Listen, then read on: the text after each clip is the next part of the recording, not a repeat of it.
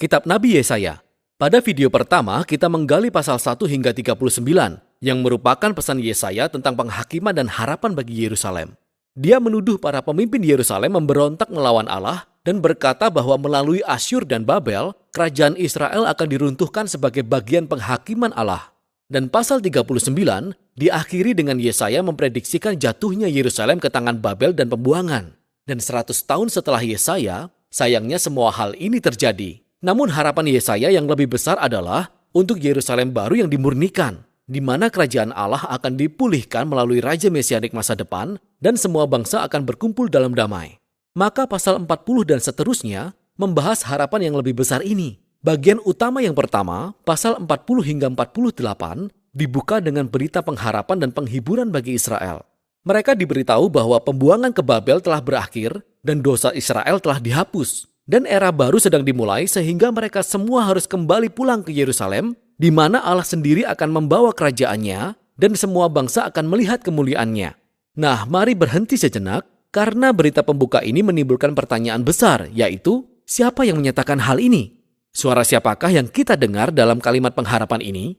Perspektif Nabi dalam pasal-pasal ini adalah dari seseorang yang hidup setelah pembuangan, dengan kata lain, dalam periode waktu yang digambarkan Esra dan Nehemia. Tetapi Yesaya meninggal 150 tahun sebelum semuanya itu. Jadi bagaimana seharusnya kita memahaminya?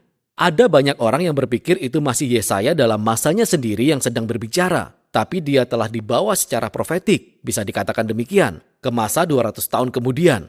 Dan bahwa dia berbicara kepada generasi masa depan, seolah-olah masa pembuangan telah berlalu.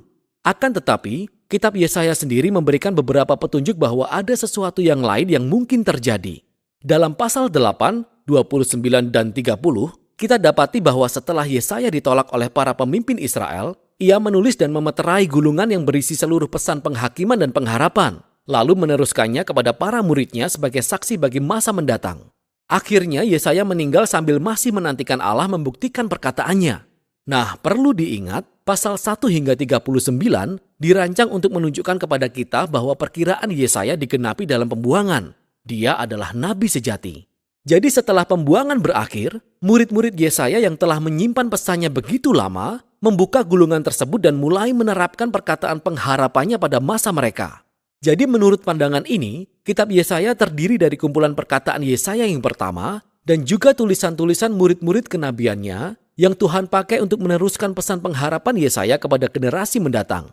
Pandangan manapun yang kita ambil, semua orang setuju bahwa pasal-pasal ini memberitakan bahwa harapan masa depan telah datang, bahwa Allah sedang menggenapi janji-janji profetik Yesaya, dan sang nabi berharap agar Israel akan meresponinya dengan menjadi hamba Allah.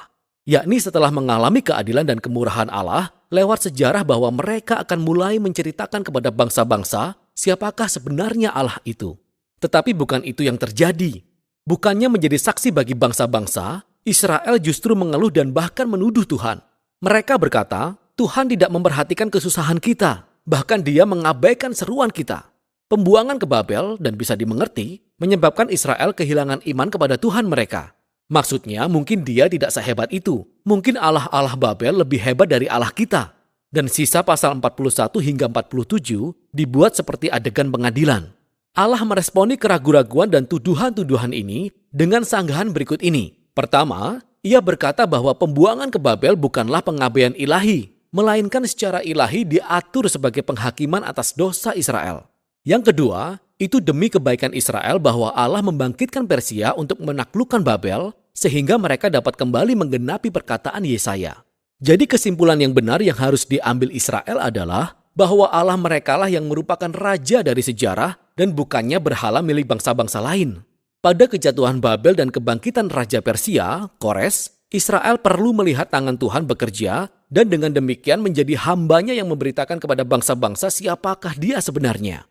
Tetapi di akhir pengadilan, di pasal 48, kita menemukan bahwa Israel tetap memberontak dan keras hati seperti nenek moyang mereka. Maka Allah mendiskualifikasi mereka sebagai hambanya, tetapi Allah tetap dalam misinya untuk memberkati bangsa-bangsa. Jadi para nabi berkata, Allah akan melakukan sesuatu yang baru untuk menyelesaikan masalah ini, yang beralih ke bagian selanjutnya yaitu pasal 49 hingga 55. Kita diperkenalkan kepada seorang figur yang disebut hamba Allah, yang akan menggenapi misi Allah dan melakukan apa yang gagal dilakukan Israel. Allah memberikan hamba ini sebutan Israel dan mengutus orang ini ke dalam misi untuk pertama-tama memulihkan umat Israel kepada Allahnya. Tapi yang kedua untuk menjadi terang Allah bagi bangsa-bangsa. Dan di situ dikatakan bahwa hamba ini dikuasai oleh Roh Allah untuk memberitakan kabar baik dan membawa kerajaan Allah atas semua bangsa. Kedengarannya seperti Raja Mesianik dari pasal 9 dan 11. Tetapi kemudian kita dapati cara mengejutkan tentang bagaimana hamba ini akan membawa kerajaan Allah. Dia akan ditolak dan dipukuli dan akhirnya dibunuh oleh bangsanya sendiri. Kenyataannya, saat dia dituduh dan dijatuhi hukuman mati, dia mati demi dosa bangsanya sendiri.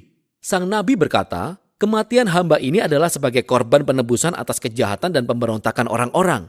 Dan kemudian setelah kematiannya, tiba-tiba hamba itu hidup kembali. Dan kita mendengar bahwa oleh kematiannya, ia menyediakan jalan untuk membenarkan orang-orang, yakni menempatkan mereka dalam hubungan yang benar dengan Allah. Dan bagian ini diakhiri dengan menggambarkan dua cara bagaimana orang-orang dapat meresponi hamba ini. Beberapa akan meresponinya dengan kerendahan hati dan berbalik dari dosa-dosanya serta menerima apa yang dilakukan hamba Allah bagi mereka.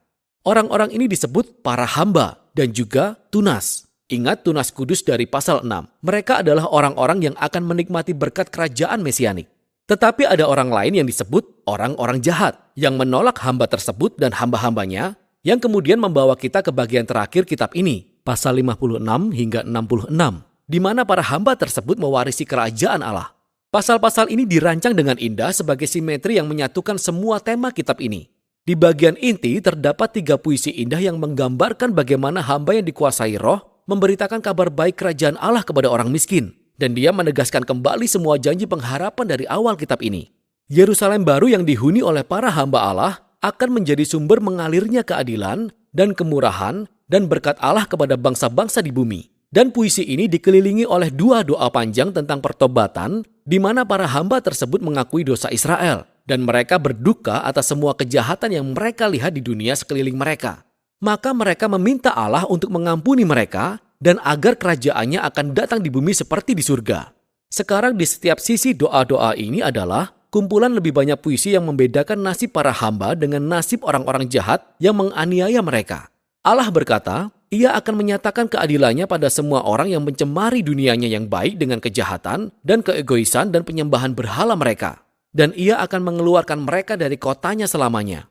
Tetapi hamba-hambanya, orang-orang yang merendahkan hati di hadapan Allah dan bertobat dan mengakui kejahatan mereka, mereka diampuni dan mereka akan mewarisi Yerusalem baru yang kita ketahui sebagai gambaran ciptaan baru, di mana kematian dan penderitaan telah hilang selamanya.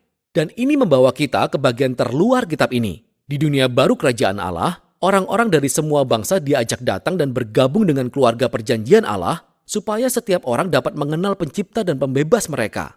Jadi kitab Yesaya ditutup dengan sebuah visi agung mengenai penggenapan semua janji perjanjian Allah. Lewat penderitaan Raja Hamba, Allah menciptakan keluarga perjanjian dari segala bangsa yang menanti harapan akan keadilan Allah dan membawa ciptaan yang telah dibaharui di mana kerajaan Allah akhirnya datang di bumi seperti di surga. Dan itulah harapan yang sangat kuat dari kitab Yesaya.